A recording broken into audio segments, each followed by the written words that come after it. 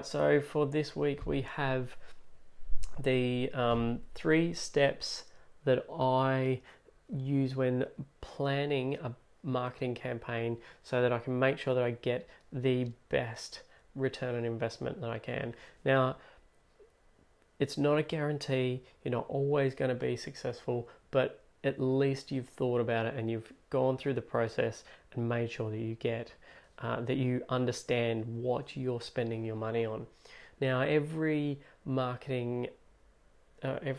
business and marketing business has a budget, and for the most part, it's not infinite. You can't spend all the money you like to try and just achieve that target. You need to be smart about what you're spending your money on.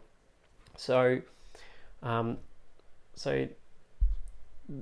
for this week, I'm going to start with 3 steps.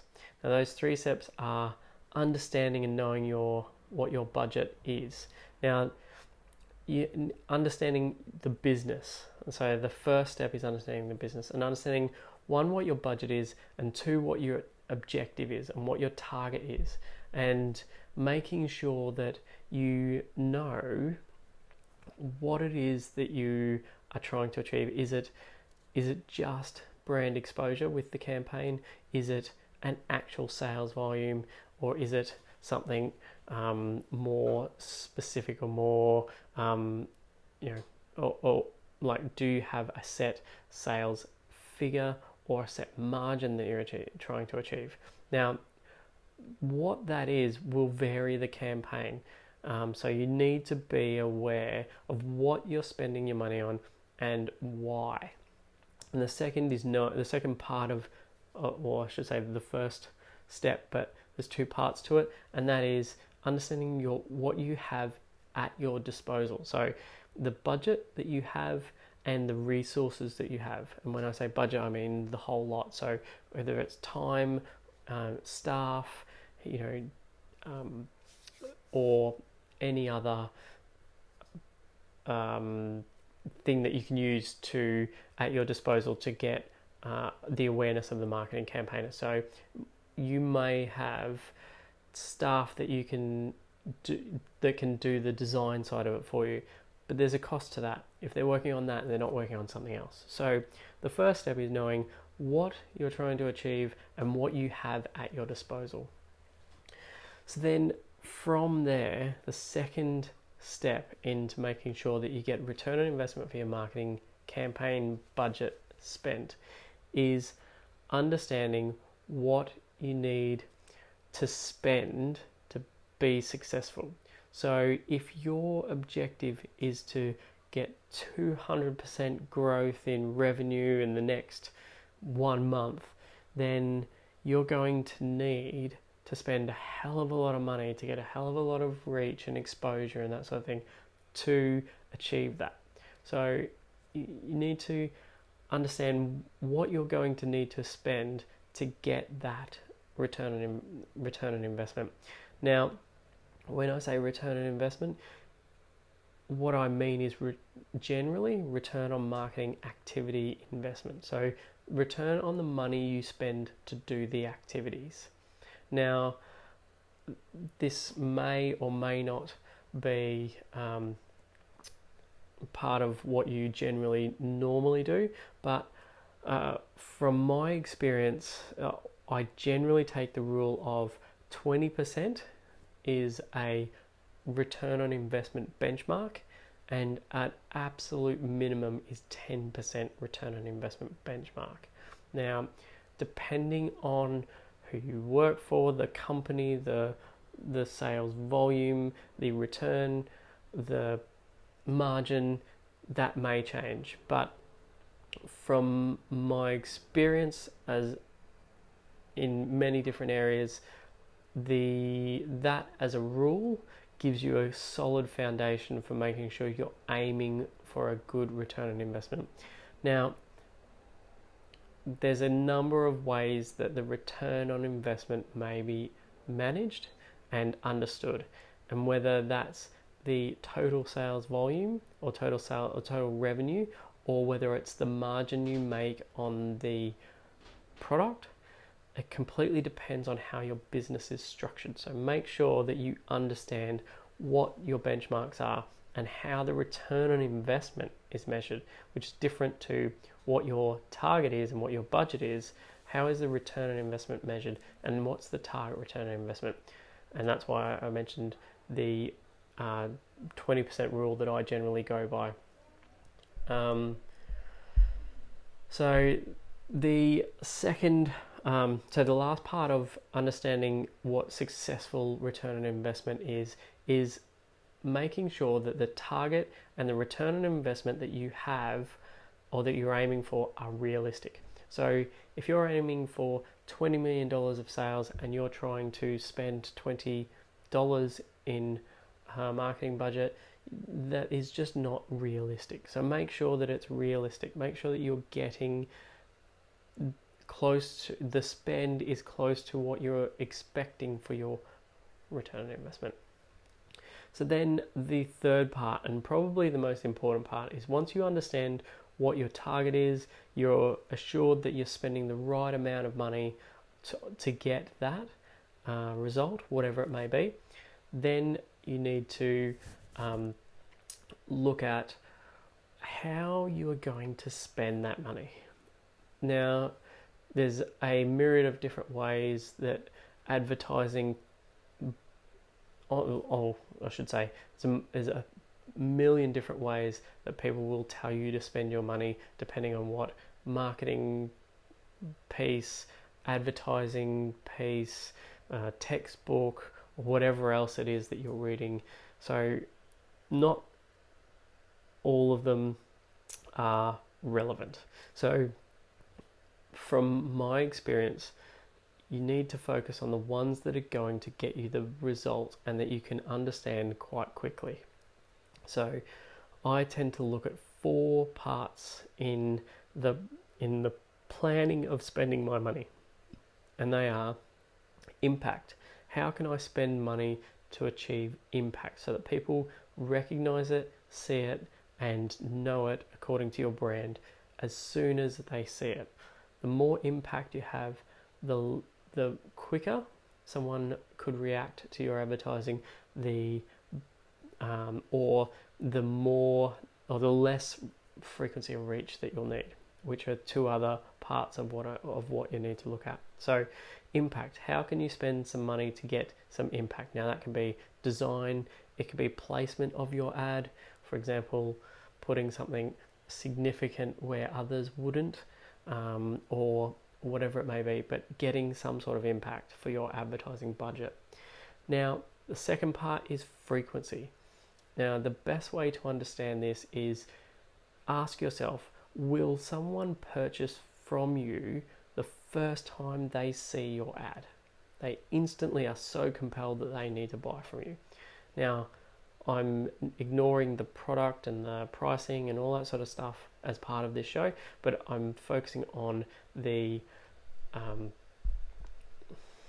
oops, sorry, I need to take that off. And so sorry, where was I at? Troubles with live TV again.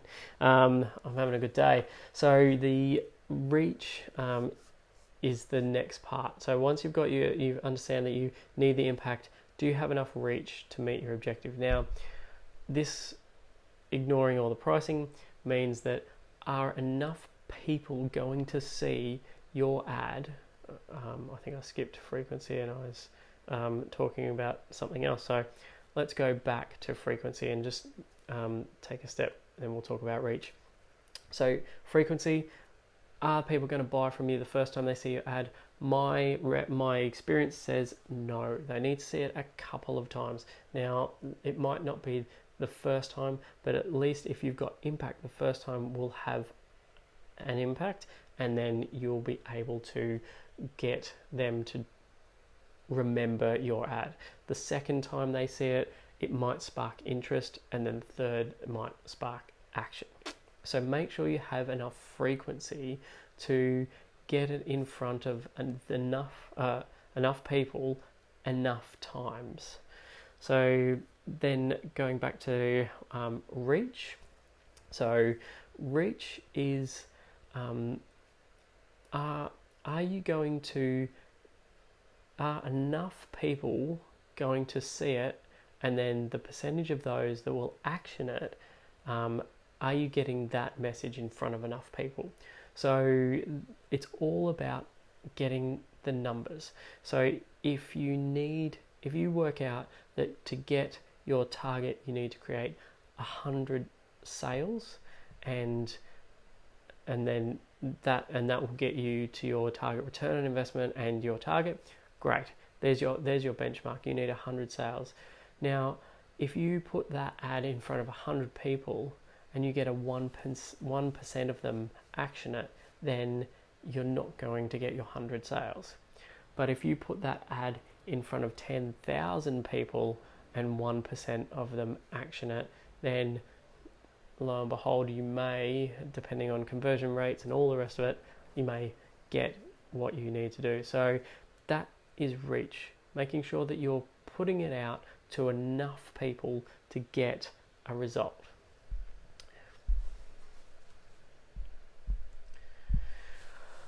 All right, so let's talk now about the last final part of the planning your campaign part. So you've got impact, you've got reach, you've got frequency.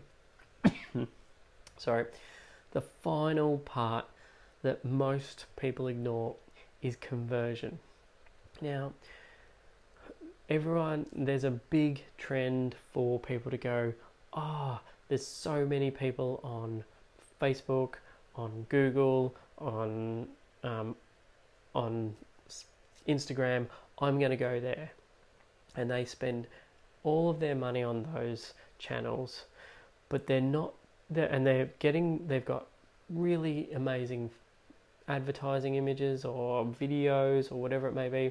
They're advertising it in front of thousands of people, so they've got the reach and they're using the right things, so they're getting it back in front of them through integrated campaigns or whatever it may be, or remarketing. They've got everything, but they've got no conversion. So you've got to make sure that you're putting the money into the channels that are going to get you the result. So, for example, if you pile thousands of dollars into Facebook, but it doesn't convert as a channel, it's not where people are looking to buy your products, but in a local magazine that is highly targeted to your target market, that is where people are looking to buy your products, then you may find that you may not need to spend all the money to be in Facebook to get in front of the right amount of people to get your result. So you just need to be mindful that just because a channel will get you reach or frequency doesn't mean it's the right channel to get you your result. And that's the critical one to analyze before you go signing the checks. Now, make sure every business development manager will tell you that their channel will convert for you, but at the end of the day, it's the customer and what the customer's looking for at the time that they're looking for it that's important. So if by all means try everything out, and there are, just because you try it once doesn't mean it's not going to work.